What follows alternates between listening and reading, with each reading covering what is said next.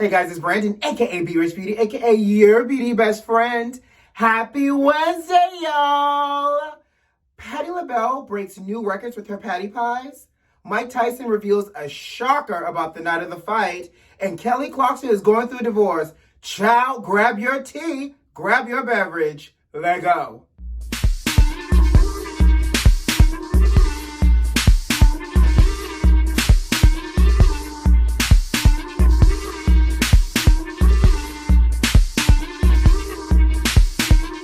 Hey y'all, hey, we're back. Yes, God, I am back at home and we have so much to talk about.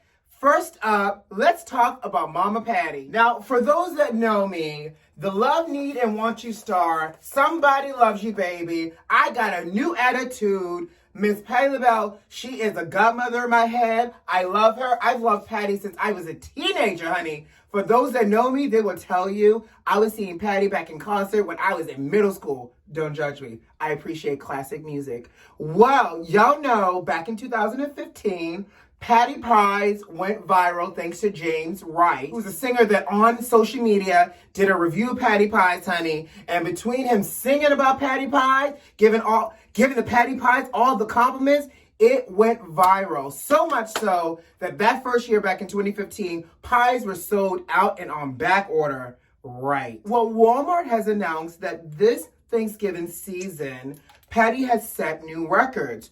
So much so, then get this, that every hour, Walmart sells about 1,500 Patty pies. Excuse me now? Everybody out there seems to be taking a Patty pie to their mama house, their grandmama house, their auntie house, the person that they may have not liked, the baby daddy mama house. Everybody seems to have gotten a Patty pie this Thanksgiving. 1,500 Patty pies per hour, which meant that Patty was selling about 36,000 Patty pies per day during this Thanksgiving season. Now, you know we're about to go from Thanksgiving and roll right on into Christmas, so we'll see how that number continues to grow. But listen, I've had me a Patty pie. I love the Patty pies, but I'm just saying, Black Americans seems to be loving the Patty pie too. Everybody walking around here with Patty pies and diabetes, okay? No shade, I love the Patty pie, but baby, if you taste that pie, it's nice and sweet, okay? Mike Tyson has revealed that the night of the fight, he smoked his marijuana before he got into the boxing ring with Roy Jones Jr.'s. And he said he smoked it so that way he can concentrate on the fight. But let's just back up, because Mike also went on to say that he smokes every day, all day, and he's never stopped smoking. Well, that explains it. Like, obviously, the fact that this 50-something-year-old geriatric man wanted to come out of retirement to fight somebody should have told all of us. Well, actually, it should not have told. He confirmed to all of us what we were already thinking. I don't know about y'all, but I was already thinking, what is he smoking in order for him to have this bright idea to come out of retirement to fight Roy Jones Jr.'s? Haha! We now know he was smoking the marijuana. Now, the getcha gotcha is, for those that smoke the marijuana, honey, y'all get the munchies. I'm surprised Mike didn't get the munchies and want to nibble on something when he was in the ring with Roy Jones Jr. Now it makes perfect sense why he wanted to nibble on Evander Holyfield. He was high out of his mind. But you know what, sir? Do what you got to do in order to concentrate. But let me tell y'all something. I was not surprised when Mike said I was high on the marijuana because, again, only somebody high can say, sweetheart, I think I'm going to come out of retirement, lose 100 pounds, and fight somebody that's in retirement as well. Let me tell you something. Apparently, we got this man thinking he is Superman, he is invincible, and that he could do all things through the marijuana. But go ahead, Mike Tyson. You continue to smoke your weed, and we'll continue to stand by for your next post-retirement venture. I'm here for it. Maybe he can convince Roy Jones Jr. to do the same thing and help him with his duck walk. So that way Roy's not limping around the boxing ring, especially if they end up doing a rematch, because Tyson wants that rematch, child.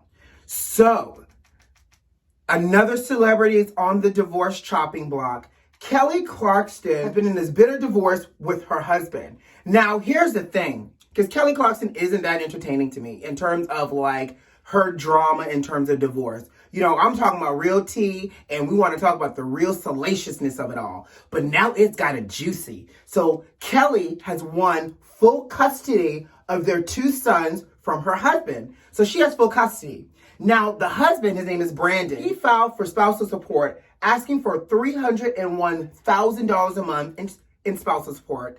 And get this, $135,000 a month in child support.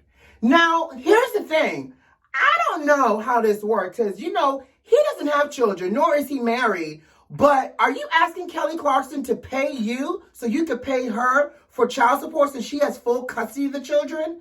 And Frumpy Fred, Brandon Blacksworth, her husband, soon-to-be ex-husband, what are you doing with $301,000 a month for spousal support? Y'all know that is the same type of craziness like he must have been talking to Nicole Young, Dr. Dre's ex-wife, or soon-to-be ex-wife, for some divorce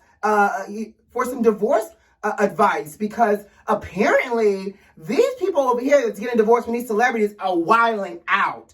Nicole must have said, let me tell you something, Brandon.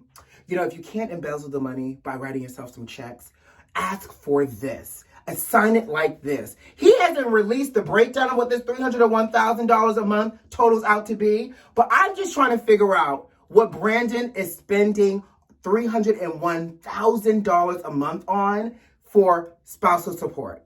Somebody help me figure this out, because listen, $301,000 a month, you know what? Divorce me too. If I can be set up, and I would never marry again. I know that's real petty, because, you know, oftentimes it's in the agreement that if you remarry, then the spousal support stops. I wouldn't marry again. I'll be dating somebody like Oprah and, I almost said Oprah and Gail. I would be dating somebody like Oprah and Stedman until literally one of us drops off while I collected my $301,000 a month for the rest of my life. Okay? Drake, yes, the rapper, has announced that he's going to be releasing a wave of candles, a total of 5 candles.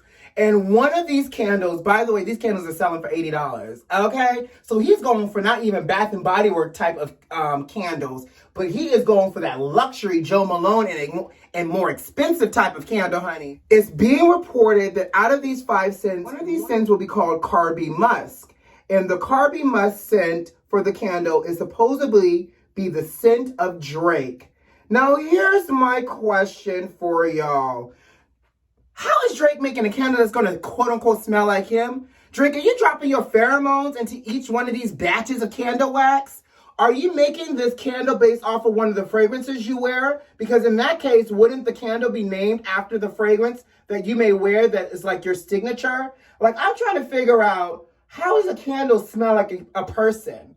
And on top of that, are y'all buying this candle? Like, do y'all want the essence of Drake in y'all household? Are y'all burning some good old Drake love? Is this going to be a real these are serious question, beauty besties, because I love candles, but I can't find myself or bring myself to want to buy a candle that smelled like Drake. Now, if he was offering some kind of stress relief candle, maybe I'll buy it because it's Drake, you know. But the same way that I wasn't buying a candle that smelled like Erykah Badu's VJJ, I don't think I want a candle that smells like Drake's essence either. But I don't know. Y'all, you know, there are tons of Drake fans out there. For all the people that love Drake, y'all burning Drake in y'all house? Let me know. Moving on to our next celebrity, Trey Songz himself. Yeah, isn't it Trigger Trey? Yes, whatever. Trigger Trey, Trey Songz. Baby, Trey Songz is bringing his nasally, whiny, singing self to OnlyFans. Now, here's the thing. I'm not a celebrity, but is it really hard out here for these celebrities nowadays? Because now Trey Songz is joining OnlyFans.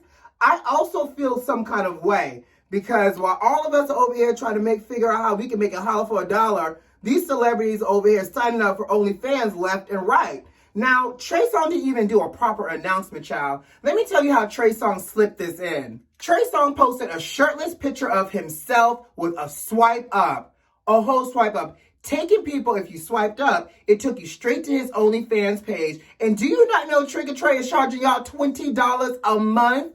Now, for $20 a month, Trey Songz, I'm going to need 2 things. One, for you not to sing. You know, nobody wants to hear you singing on your OnlyFans. We can listen to the record for that. Two, if you're going to be charging $20 a month, you better be showing all the goodies. And I feel like, beauty besties, Trey Songz might actually be that celebrity that may show you his bits, honey. I mean, he's already giving you bulge pictures and all types of eggplant Thursday. Y'all remember when eggplant Thursday used to be a thing? He's already giving you all types of those photos floating around the internet. He might as well give you that and a lot more if you're going to be paying $20 a month to see Trigger Trey. So, beauty besties, another question for y'all. Who's signing up for OnlyFans to see Trey Songz? Okay, not everybody at once. Did y'all hear over the weekend a Dallas restaurant owner nutted up and went cray-cray on his guest at the restaurant? So True Kitchen and Cocktail owner, based in Dallas, he went viral. There's photos and videos of him going off. So apparently he went off. And let me tell you why he went off. Child, the people were dancing and gyrating in his seats, and he had a whole Iyanla Maya Angelou beloved moment and wanted to go off on the people talking about he created his restaurant for the culture, and if you wanted to shake and twerk and gyrate, then you can get the F out of his restaurant and go across the street to something else because he does not need your business. Now, here's my thing, beauty besties. First of all, would you get up and leave right then and there if somebody lost their apeshit mind and went off on y'all while y'all paying this man to eat in his restaurant? Real question. Second of all, how do y'all feel about this? Like, I get wanting to create something great for the culture and for your people, but does that give you license to chastise me like I'm your child? Not to mention, let's throw in the third thing too, beauty besties. Let me take a sip. This man had a whole DJ playing trap music. Not only was he playing trap music, he was playing Megan Thee Stallion Body. Everybody knows there's a whole body challenge happening right now, and I don't know about you. You must be sitting down at somebody's bingo hall thinking that you can play trap music and nobody's going to dance. Like that doesn't even make sense. Music is what makes people sway, and unless you're at somebody's funeral, bingo, somebody's picnic, you know, where they put raisins in potato salad, and you don't think somebody's going to want to move, shake, or gyrate when they hear songs that are designed to make you move, shake, or gyrate, you're mad at the wrong thing, sir. How about if you don't want people to act like this in your restaurant, you don't hire a DJ to play trap music? How about you hire a DJ to play spa music? How about you say, Alexa, play Anita Baker? How about you do something like that? But don't get mad at a whole restaurant full of people that is paying your bills, telling them you want something bigger and better for them, and you over here playing trap music. That's like bringing drugs to a crack house and then say, y'all don't do these drugs because y'all bigger and better than this. Sir, you brought the drugs to them. You brought the trap music to your consumer, which is primarily all black, because that is what you wanted, something for your black people, and now you're mad that they're shaking, twerking, and gyrating. So get out of here. Now, y'all tell me, beauty besties, I still want to hear your thoughts on that, okay? Last but not least, Lord Jesus, y'all know 2020 is a lot of things. Most importantly, did y'all hear that Joe Biden has suffered a hairline fracture in his foot over the weekend playing with his dog? Now, y'all know that this man is the oldest living incoming president. We got to summon all our prayer warriors, our ancestors, Black Jesus, baby Jesus, Buddha, Secret Service. Everybody needs to rally around him because you know, once you get older, taking tumbles and falls, your snatchback is not the same. And we got to protect this man and make sure he gets safely into this White House and he stays safe once he gets into this White House. Take the dogs away. Put the dogs in the kennel somewhere. Let the dogs come out. Put Joe on a mattress pad or something. Let him play with the dog on like something soft and not hardwood floors. I don't know. But all I know is we got to protect Joe Biden, child. Okay? Listen, a lot of things can happen before January 2020, and we don't need any stunts and any shows. Now, I got to go. You know what to do. Subscribe to the channel if you like this video if you like, and leave me a comment. Most importantly, are those notifications turned on? They should be. Who loves you? I do. See you Friday, guys. Bye.